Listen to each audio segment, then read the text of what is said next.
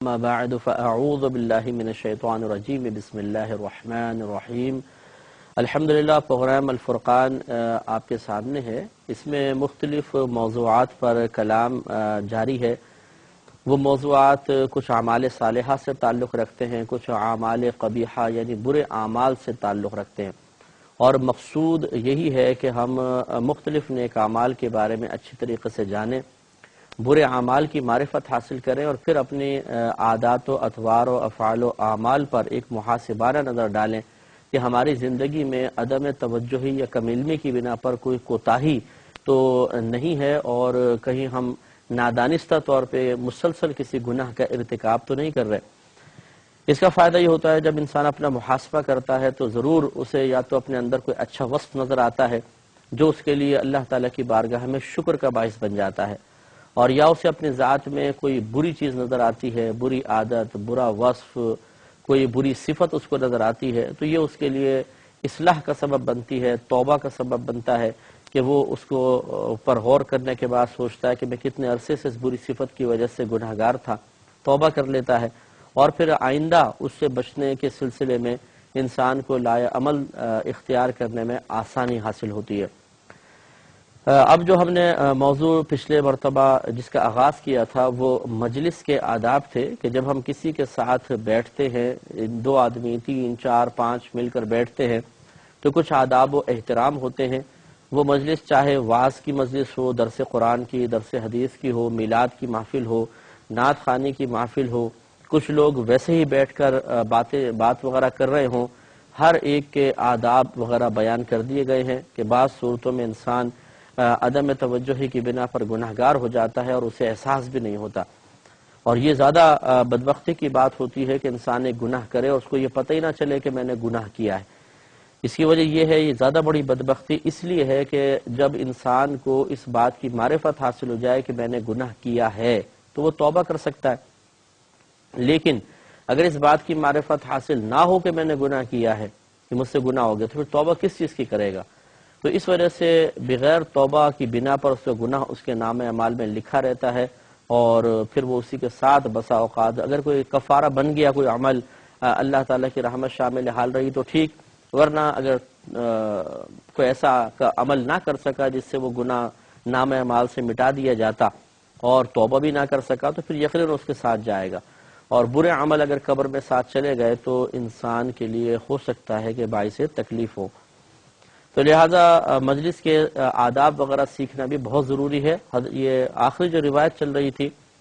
جو پچھلے پروگرام میں آخر میں ہم نے عرض کی تھی، اسی سے سلسلہ کلام کا آغاز کرتے ہیں۔ ابو داؤد اور ترمذی کی روایت ہے، حضرت عمرو بن شعیب اپنے والد سے اور وہ اپنے دادا سے روایت کرتے ہیں کہ رسول اکرم صلی اللہ علیہ وسلم نے فرمایا کہ دو آدمیوں کے درمیان ان کی اجازت کے بغیر بیٹھنا کسی کے لیے جائز نہیں۔ تو معلوم یہ ہوا کہ دو اگر اشخاص باتیں کر رہے ہیں، گفتگو کر رہے ہیں، اگر آپ ان سے اجازت لے سکتے ہیں کہ جی میں درمیان میں بیٹھ جاؤں، وہ کہیں یس تو آپ بیٹھیں، پھر تو ٹھیک ہے، ورنہ گناہگار ہوں گے۔ وجہ اس کی وہی آپ کو بتائی کہ دو آدمیوں کے درمیان کوئی باتیں کر رہے ہیں، وہ ایک ساتھ بیٹھنا چاہتے ہیں، ایک دوسرے سے مانوس ہیں، انسیت ہوتی ہے بعض اوقات، جیسے دوست ہوتے ہیں،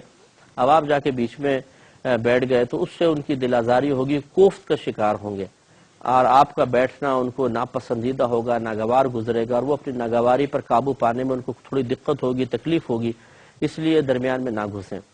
اب یہ جو نبی کریم صلی اللہ علیہ وسلم نے فرمایا کہ اجازت لے کر بیٹھیں، اس پر بھی یہ غور و تفکر کرنا ہے کہ کیا اجازت لینا بھی ان کے لیے باعث تکلیف تو نہیں ہوگا؟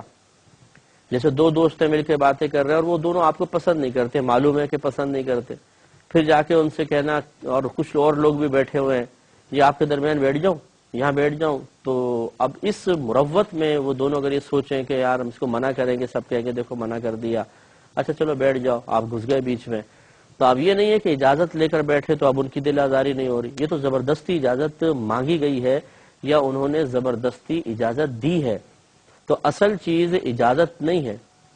اصل چیز عدم اجازت نہیں ہے، بلکہ اصل چیز یہ ہے کہ آپ کا درمیان میں بیٹھنا ان دونوں کے لیے ناگواری کا باعث ہوگا کہ نہیں ہوگا۔ اب چاہے وہ بغیر اجازت بیٹھنے سے ہو، چاہے اجازت کے بعد بیٹھنے سے ہو، دونوں طریقے سے یہ غلط ہوگا، اس لیے احتیاط کرنی چاہیے۔ لیکن اگر بالفرض اجازت لے کر بیٹھیں گے تو اس کی کراہت، اس میں کراہت کم ہے، اور اگر بغیر اجازت کے بیٹھے اس میں کراہت زیادہ ہے۔ تو اس لیے بہتر یہ ہوتا ہے کہ انسان درمیان میں کسی کے نہ بیٹھے، دو افراد کے درمیان میں نہ بیٹھے، بلکہ کہیں سائیڈ میں بیٹھ جائے، کہیں سامنے بیٹھ جائے، اس طریقے سے اپنی سٹنگ کا تعین کرے، اپنی جگہ کا تعین کرے۔ اس پر غور و تفکر نہ کرنے کی بنا پر بعض اوقات دلوں میں کینے بیٹھ جاتے ہیں، بعض اوقات لڑائی جھگڑا شروع ہو جاتا ہے کہ آپ جا کر بیٹھے، درمیان میں گھس گئے، اب وہ آدمی کھڑا ہو گیا، اچھا جو تم مر جاؤ پہلے یہاں پر، تو وہ بولتا ہے اچھا مجھے ایسے الفاظ سے کہا، جھگڑا شروع ہو جاتا ہے، لڑائی بھی ہو جاتی ہے بعض اوقات اس میں۔ تو یوں مطلب ایسا ناگواری والا فعل کرے ہی کیوں انسان، سوچنا چاہیے اور نبی کریم صلی اللہ علیہ وسلم کی تعلیم کے موافق عمل کرنا چاہیے، اسی میں عافیت ہے۔ ایک اور روایت ہے، حضرت ابو داؤد نے اس کو روایت کیا ہے، حضرت حذیفہ بن یمان رضی اللہ تعالی عنہ سے روایت ہے کہ رسول اکرم صلی اللہ علیہ وسلم نے حلقے کے درمیان بیٹھنے والے پر لعنت فرمائی۔ حلقے کے درمیان بیٹھنے والا، مثلا ایک شخص بیٹھا ہوا ہے، کوئی درس قرآن کر رہا ہے، واعظ ہے، نصیحت ہے، اور یوں لوگ گول دائرہ بنا کر بیٹھے ہوئے ہیں۔ اس میں فائدہ یہ ہوتا ہے کہ ہر ایک کی طرف اس کی توجہ مکمل ہو سکتی ہے۔ اب کوئی شخص آیا اور وہ پھلانگ کر حلقے کے بیچ میں آ کر بیٹھ گیا، تو اب نتیجہ کیا نکلے گا، جو فرنٹ پیس کے صاحب کے بیٹھے ہوئے تھے وہ ان کے درمیان ہی آ گیا، تو ان کو کوفت ہوگی پیچھے والوں کو۔ تو اس لیے درمیان میں آ کر بیٹھنا یہ سخت معیوب بیان کیا گیا، اور نبی کریم صلی اللہ علیہ وسلم نے ایسے شخص پر لعنت فرمائی۔ لعنت کا مطلب ہوتا ہے کہ نبی کریم کی طرف یہ منسوب کیا جائے کہ آپ نے لعنت فرمائی، اس کا مطلب ہوتا ہے کہ رحمت سے دوری کی دعا کرنا۔ گویا کہ سرکار نے اس کے لیے بیان فرما دیا کہ اللہ اس کو اپنے رحمت سے دور کرے۔ تو یہ کتنا سخت اس پہ وعید ہے، اور یہ یقینی سی بات ہے کہ گناہ ہے، بڑا گناہ ہے، کیونکہ جس پر نبی کریم صلی اللہ علیہ وسلم کو سزا کو وعید بیان فرما دیں، لعنت کا لفظ آ جائے، تو وہ گناہ کبیرہ ہوتا ہے، صغیرہ نہیں ہوتا۔ اس لیے درمیان میں آ کر بیٹھنا بہت خطرناک ہے، اور اس میں یہ لگتا ہے ایسا ہی ہے، اور آپ بھی انشاءاللہ امید ہے کہ اقرار فرمائیں گے، تائید فرمائیں گے کہ صرف درمیان میں آ کے بیٹھنے سے صرف دل آزاری کی بنا پر یہ کلام نہیں ہے، ورنہ تو اور بھی دیکھیں دو اشخاص کے درمیان بیٹھنا یہ بھی دل آزاری کا سبب بنتا، لیکن اس میں اتنا سخت کلام نہیں فرمایا۔ اس میں فرمایا، اس کا مطلب یہ ہے کہ جب حلقہ لگتا ہے تو اللہ تبارک و تعالیٰ کی رحمت خصوصی طور پہ متوجہ ہوتی ہے، اور کوئی اور ہی راز الہی ہے کہ جس راز کو ہم نہیں سمجھ پاتے، اور درمیان میں آ کے بیٹھنے کی وجہ سے بہت ہی خطرناک قسم کا معاملہ ہو جاتا ہے، اس لیے لعنت کی وعید فرمائی۔ جیسے کہ آپ اس پہ غور کریں کہ جب کوئی شخص نماز پڑھتا ہے، نبی کریم صلی اللہ علیہ وسلم نے فرمایا کہ اس نمازی کے آگے سے گزرنے والا اگر یہ جانتا کہ میں کیا کر رہا ہوں، کتنا بڑا گناہ کر رہا ہوں، تو اس ایک قدم کے اٹھانے سے جو اس نے نمازی کے آگے سے گزرنے کے لیے اٹھایا، یہ اس بات کو زیادہ پسند کرتا ہے کہ 40 سال تک یہاں کھڑا رہے۔ آپ اندازہ فرمائیں کہ 40 سال تک کھڑا رہنا زیادہ اچھا لگتا ہے اس کو، اگر اسے پتہ چل جاتا ہے کہ میں نے کتنی بڑی غلطی کی ہے کہ نمازی کے آگے سے نکلا۔ اب اگر وہ ہمارے آگے سے نکل جاتا ہے بالفرض، اب ہمیں تو صرف حصی طور پہ تو ہم یہ کہہ سکتے ہیں، عقلی طور پہ یہ کہہ سکتے ہیں کہ یہ ڈسٹربنس کا سبب بنا ہے، آج نمازی نماز پڑھ رہا تھا، توجہ بڑھ گئی، بس اتنا۔ لیکن نبی کریم صلی اللہ علیہ وسلم اس راز کو بہتر جانتے ہیں کہ جب نمازی نماز پڑھنے کھڑا ہوتا ہے تو سامنے کیا کچھ ہوتا ہے، اور کیا اللہ تبارک و تعالی کی طرف سے مطلب انوار و تجلیات کی بارش ہوتی ہے، اور کیا کیا چیزیں اس وقت نبی پر منکشف ہو رہی ہوتی ہیں، وہ اس کو بہتر سمجھتے ہیں کہ جب یہ شخص درمیان سے گزرتا ہے نمازی کے تو کس کو ڈسٹرب کر دیتا ہے، کون سا ایسا راز ہے کہ جس میں یہ مخل ہو جاتا ہے، یعنی ایسی کوئی چیز جو راز والی ہے اس میں مخل ہو کر اور اللہ تبارک و تعالیٰ کی ناپسندیدگی کا سبب بنتا ہے، اور اتنا سخت اس کے اوپر کلام کیا گیا۔ اسی طریقے سے یہاں پر ہے کہ کوئی حلقے میں آ کے بیٹھ گیا، اب اللہ تبارک و تعالیٰ اس حلقے پر کس طرح توجہ فرما رہا تھا، اور اس کا درمیان میں آ کر کس طریقے سے اس مطلب اللہ تعالیٰ کی نزول رحمت کی راہ میں رکاوٹ بنائی،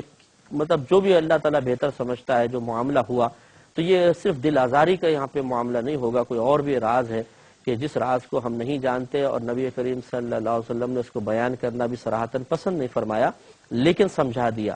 کہ یہ بہت بڑی بے ادبی ہے۔ اس لیے وہ ہمارے بھائی، وہی میں نے جسے پہلے آپ کو عرض کیا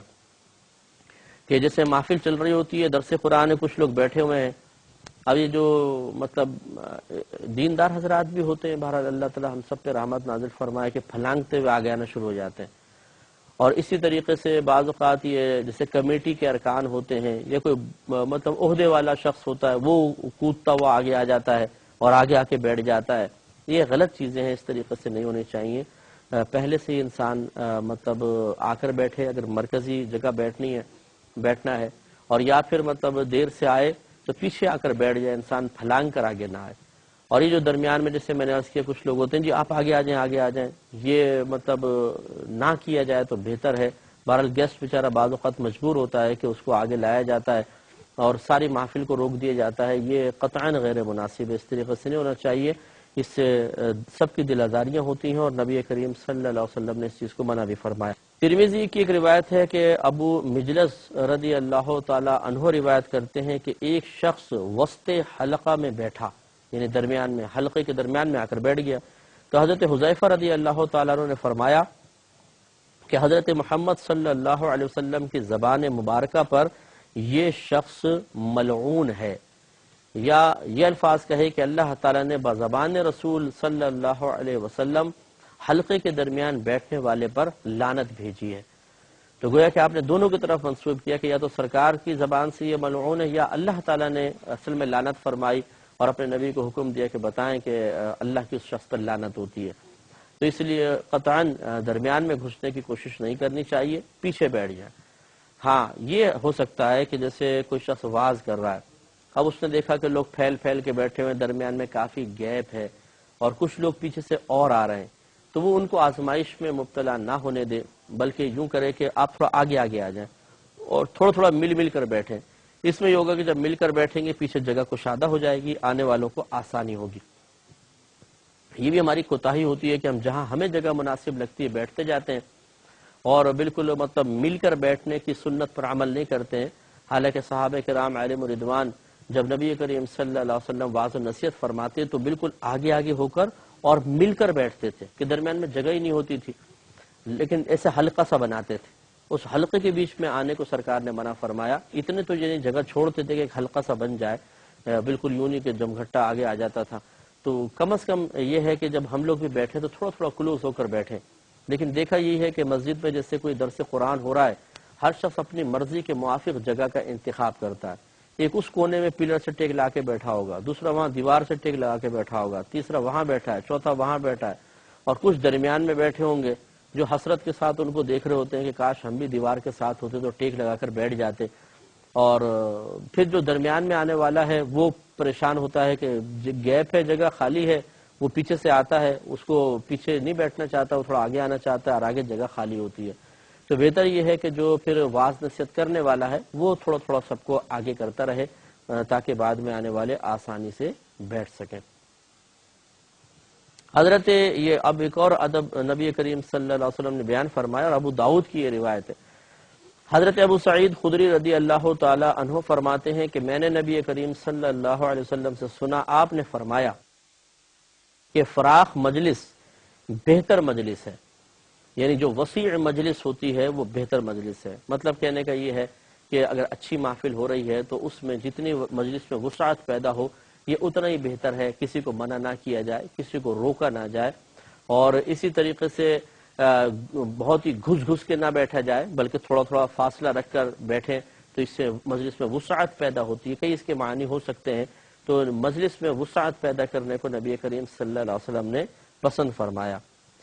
ترمذی کی روایت حضرت ابو ہریرہ رضی اللہ تعالی عنہ روایت کرتے ہیں کہ نبی کریم صلی اللہ علیہ وسلم نے ارشاد فرمایا کہ جو شخص کسی مجلس میں بیٹھا اور اس مجلس میں کوئی نازیبا کوئی بات ہو گئی، مطلب کوئی زبان سے غیبت نکل گئی، چغلی نکل گئی یا شور شرابہ ہو گیا، تو فرمایا کہ اور اس شخص نے اٹھنے سے پہلے یوں کہہ دیا کہ سبحانک اللہم و بحمدک اشہد ان لا الہ الا انت استغفرک و اتوب الیک. یعنی یہ بہرحال آپ کو سن کے تو شاید یاد نہیں ہوگی، لیکن یہ لکھوا لیں کسی سے تو بہت اچھا ہے. سبحانک اللہم و بحمدک اشہد ان لا الہ الا انت استغفرک و اتوب الیک. اگر یہ پڑھ لیا، سرکار فرماتے ہیں جس کا ترجمہ یہ ہے کہ اے اللہ تو پاک ہے، میں تیری مدح و ثنا، تیری تعریف بیان کرتا ہوں اور گواہی دیتا ہوں کہ تیرے سوا کوئی معبود نہیں، میں تجھ سے بخشش چاہتا ہوں اور تیری طرف رجوع کرتا ہوں۔ جب اس طرح کہہ دیں گے تو سرکار نے ارشاد فرمایا تو اس سے مجلس میں سرزد ہونے والے تمام گناہ معاف ہو جاتے ہیں۔ تو دیکھیے کتنی برکت ہے کہ جیسے ہم کسی دوستوں کے ساتھ مل کر بیٹھے، اور خصوصاً جو مطلب عام مجالس ہوتی ہیں جو دینی مجلس نہیں ہے، 3 دوست مل کر بیٹھے، آؤ یا چائے پیتے ہیں، آیا تھوڑی سی باتیں کرتے ہیں، اب بیٹھ گئے، اب اس میں کیا ہے کہ وہی ایک تیسرے دوست کی بات، کسی ایکٹر کی بات، کسی کرکٹر کی بات، کسی سیاسی لیڈر کی بات، اور وہ عموماً برائی کے اندر ہی ہوتی ہے، تو غیبتیں، چغلیاں بہت زیادہ ہوتی ہیں۔ تو بہتر یہ ہے کہ پہلی بات تو یہ کہ اس قسم کی محفل کا حکم آگے آ رہا ہے کہ جس میں اللہ کا ذکر کیا ہی نہ جائے، وہ محفل بہت بری محفل ہوتی ہے۔ اور بالفرض اگر بیٹھ ہی گئے تو پھر غیبت چغلی سے پرہیز کریں، ویسے عام آدمی باتیں کرے اپنی زندگی کے بارے میں، دوسری کوئی ایسی باتیں جو غیبت چغلی بہرحال نہ ہو، کوئی کسی کی برائی پر مشتمل نہ ہو، اور اگر خدا نخواستہ ہو ہی جائے تو ان کلمات کو پھر بالکل اپنے ذہن میں محفوظ رکھنا چاہیے، ان کلمات کو پڑھ لینا چاہیے، تو اللہ تعالیٰ اس کے گناہوں کو بخش دے گا۔ لیکن یہ ذہن نہیں بنانا چاہیے کہ چلو یہ کلمات یاد کر لو اور اس کے بعد جتنی مرضی غیبت چغلی کرو، آخر میں کلمے پڑھ لیں گے اور مطلب آزاد ہو جائیں گے، ایسا نہیں ہے، احتیاط کرنی چاہیے۔ یہ حضرت ابو برزہ رضی اللہ تعالیٰ عنہ سے روایت ہے، نبی کریم صلی اللہ علیہ وسلم اپنی عمر کے آخری ایام میں جب کسی مجلس سے اٹھنے کا ارادہ فرماتے تو یہ الفاظ کہا کرتے تھے: سبحانک اللہم و بحمدک اشہد ان لا الہ الا انت استغفرک و اتوب الیک، کہ وہی مطلب جو اوپر دعا بیان ہوئی، اور خصوصاً اپنی آخری عمر مبارکہ میں آپ ہر مجلس سے اٹھتے ہوئے یہ دعا ضرور پڑھ لیا کرتے تھے، تعلیم امت کے لیے ہے۔ تو یہ کہتے ہیں کہ ایک شخص نے عرض کی یا رسول اللہ صلی اللہ علیہ وسلم، اس سے پہلے میں نے آپ سے یہ الفاظ نہیں سنے، یعنی آپ پہلے یہ الفاظ نہیں فرمایا کرتے تھے، اس کی وجہ کیا ہے؟ تو آپ نے شاید فرمایا کہ یہ الفاظ مجلس میں ہونے والے گناہوں کا کفارہ ہے۔ گویا کہ نبی کریم نے بتدریج چونکہ امت کو علم عطا فرمایا، لہٰذا سرکار نے آخری عمر مبارکہ میں یہ ایک تعلیم فرمائی۔ اس پہ کلام کریں گے، تبصرہ تھوڑا سا ہوگا، لیکن اگلے پروگرام میں وآخر دعوانا ان الحمدللہ رب العالمین۔